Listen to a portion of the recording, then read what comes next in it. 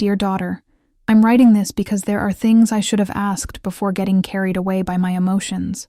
Sometimes the heart speaks louder than reason, and that can be dangerous on a first date.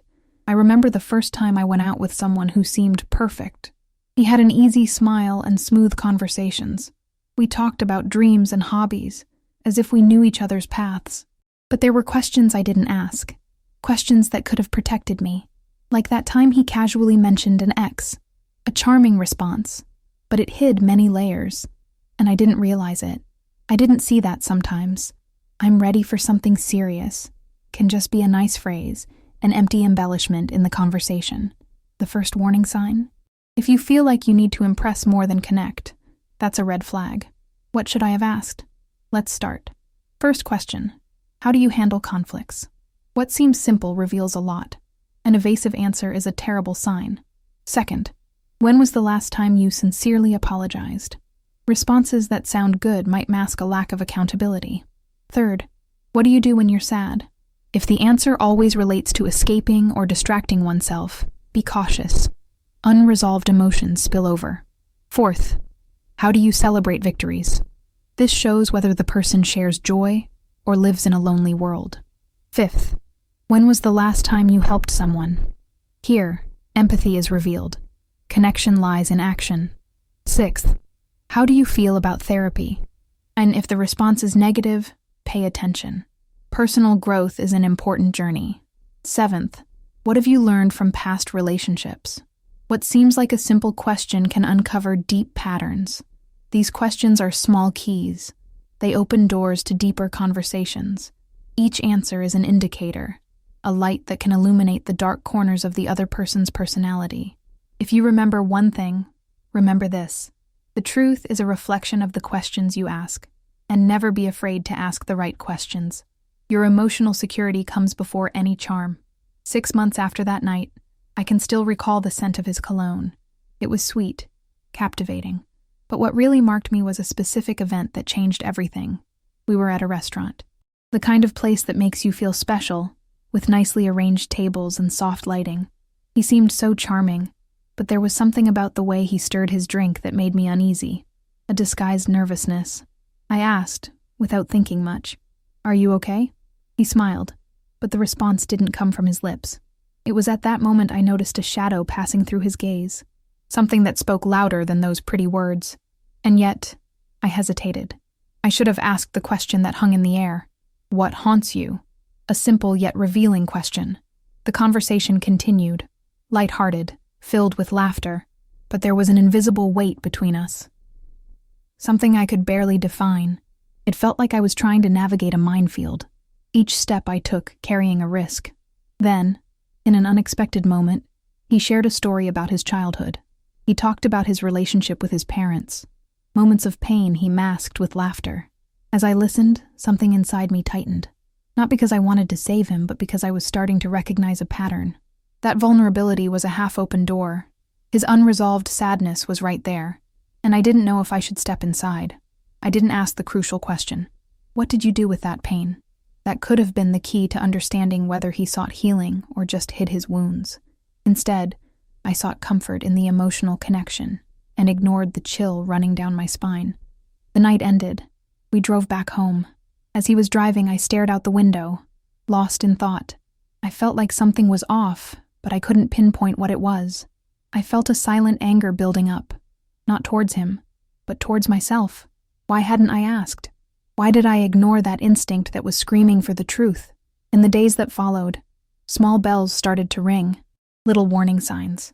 He closed himself off, avoided deeper conversations, always deflected. The charm of the beginning began to give way to doubt. The questions I should have asked earlier now echoed in my mind. Why is it so easy to ignore our instincts, right? The idea of love acts like a veil that keeps us from seeing the details. Behind the smile, there were behaviors that didn't match the image I wanted to believe. Every evasive answer, every forced smile, reminded me that sometimes the surface can be enticing, but what lies beneath can be treacherous. Now, looking back, I see I should have asked myself, am I willing to face the truth, even if it hurts? Because what I learned is that true love isn't afraid of the truth. It doesn't hide behind masks. It exposes itself, reveals itself even in the darkest parts. Over time, the interactions became a cycle of internal questioning, yet I hesitated. During a trivial argument, I saw his true face emerge. The same smile that once enchanted me now seemed like a mask. When he got angry, he didn't hold back his words. A part of me wanted to argue, to fight for the truth. Another part wanted to retreat, to protect myself. What frightened me most was that I no longer knew which version of him was real, or which version of myself was real. It was a game of shadows. We started avoiding certain topics, building invisible walls around us, each in our own fortress, yet still trapped in the same internal battle. The silence, which I once saw as comfort, now felt like a prison. Over time, the little keys I mentioned started to make sense. I needed to use them. They weren't just questions, they were tools for liberation. This understanding began to heal the grief of a love I had idealized. To protect myself, I needed to confront the raw truth. Relationships shouldn't be an emotional endurance test, but a safe space for authenticity. And so, I started preparing for the next conversation. Life isn't a romantic movie, it's full of complexities. And the beauty of a relationship doesn't just lie in the shared laughter, but in the courage to ask and listen to the answers, even if they hurt. When the next opportunity for an honest conversation arose, I took a deep breath. I asked, "What do you feel when the relationship gets tough?" I looked into his eyes, searching for the truth beneath those layers he had built. This time, I wouldn't back down. I wanted to know exactly who he was, and more importantly, who I was alongside him. Dear, never underestimate the power of questions. Sometimes they may not lead you where you expect, but they always reveal the truth you need. And remember, it's in vulnerability that we find our strength. Emotional safety should be your priority, because the beauty of love is knowing and being known. When I asked the question, I felt the weight of silence. It was as if the air had compressed between us, a dense space that required courage to cross. He hesitated. His eyes drifted away, as if searching for an escape. And in that moment, I knew there was something more there. Something he didn't want to face. He started to speak, but the words were a disjointed dance between fear and confusion. "I just don't like conflicts," he said, as if that cleared the table of doubts. But I knew it was deeper. I knew he was trying to avoid not only the pain that might arise, but also the truth that could set him free. I remembered previous moments, the little arguments that seemed insignificant at the time, but echoed within me. Every time something went wrong, he would pull away, like a wounded animal. And so, with every retreat, the walls grew higher. I was trapped in a web of assumptions and insecurities, and the smile that once drew me in was now a mask that concealed not only his emotions, but also prevented me from expressing mine. During those days of reflection after our meeting at the restaurant, I began to understand a painful truth. I was so focused on protecting my heart that I overlooked the essence of human interaction. My love for connection became a trap, and to avoid the pain of rejection, I accepted silences that spoke louder than any speech. Then, one day, while revisiting the feelings that had surfaced during our conversations, I realized that vulnerability should not be seen as a weakness. It was the door to authenticity. I understood that the questions I asked were not just keys. They were catalysts for transformation. And more importantly, I needed to allow him the freedom to be vulnerable as well. With a renewed spirit, I decided I would be transparent. So the next time we met, I set aside any expectations. I spoke directly about what was inside me, without masks. "Sometimes, I feel like you can't be honest with me. I want to know who you really are." Those words came out with a weight I didn't know I was carrying. For a moment, I saw his face change. The turning point was there. A flicker of understanding crossed his eyes, but it also seemed like a shadow of despair. He was struggling with something internal.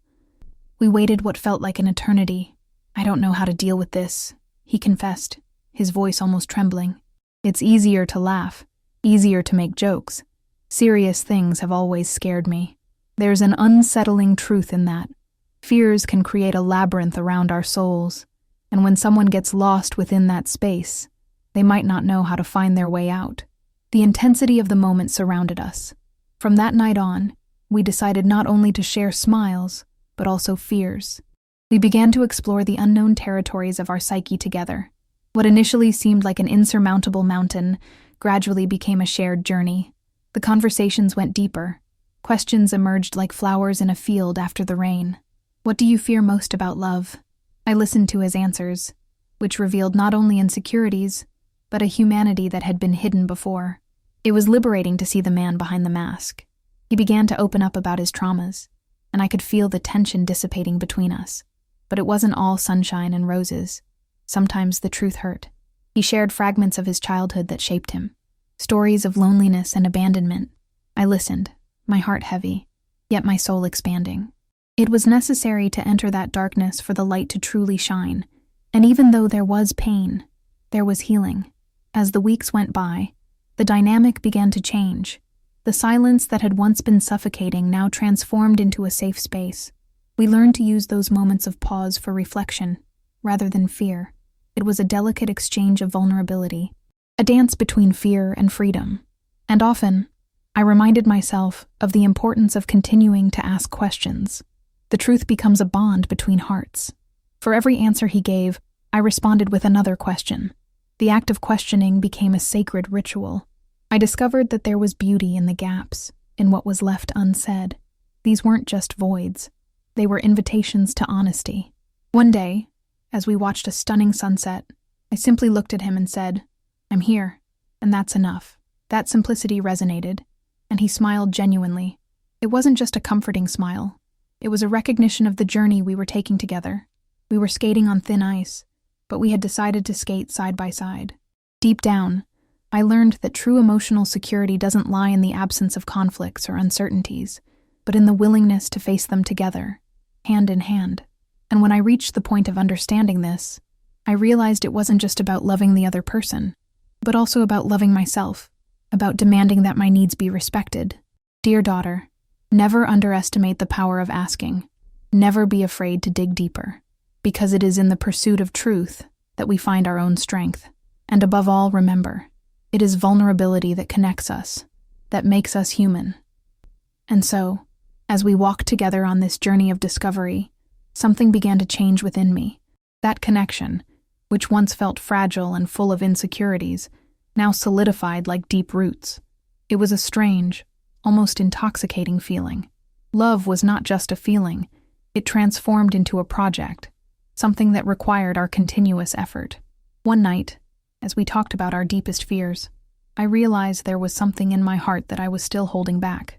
An old wound that I thought had healed, but now resurfaced, raw and pulsating. I remembered a past relationship, one where the silences weren't filled with understanding, but with unbearable pressure, and that memory made me hesitate. He noticed my change in expression and asked, "What's going on?" In that moment, the vulnerability I had longed for sat down at our table. I knew I needed to share, but the fear of destabilizing our new dynamic was there, gnawing at my words. Doubt crept in. Was he ready to listen? I took a deep breath. Sometimes I remember what happened before, the lies, the broken promises, and it makes me feel like I have to protect my heart at all costs. My voice trembled as I spoke those words, a sort of release of something that had been building up for a long time. There was silence, but this time, it was a different kind of silence. He didn't pull back. Instead, his gaze met mine, and in those seconds, I knew I finally had a chance to be authentic. I don't want you to carry the mistakes of other people. But honestly, it's hard not to let it affect me. He remained silent, processing. Then slowly, he began to speak. I understand. I have my own ghosts too. Sometimes I just want to run away from it all because reality hurts. There was a fragility in his voice that made me realize he was struggling as well. And in that moment, we created a space where our pains could coexist without judgment, where our scars met not as barriers, but as elements that united us. With each new conversation, we grew more familiar with each other, not just through achievements or joys, but through failures and fears. We discovered that true intimacy goes beyond mere exchanges of words. It is essential to create a safe space where both can open up without fear of what might come next. His vulnerability encouraged me to explore the darker parts of my own being. I started to understand that pain, when shared, not only dissipates, but also transforms. Love became a reflection of our struggles and triumphs. We were no longer two people trying to find a way to fit together. We were partners building a stronger path, But there was one day when the storm began to brew. A misunderstood comment during an argument brought to light everything we had tried to avoid. Suppressed feelings started to surface. I felt that chill down my spine again, and the old trap of doubt began to close in around us. "You don't understand," I shouted, inadvertently. The air grew thick, as if the atmosphere was about to rupture. He, surprised, pulled away, and in that moment, seeing him retreat, I realized the painful truth. Even in safe spaces, shadows can still whisper. "I think we need to stop," he said softly, and the blow felt like a dagger. But there, in that moment of weakness, I realized it wasn't the end. It was an invitation to reevaluate. We needed to talk again, to explore the latent wounds that threatened to tear us apart even as we tried to come together.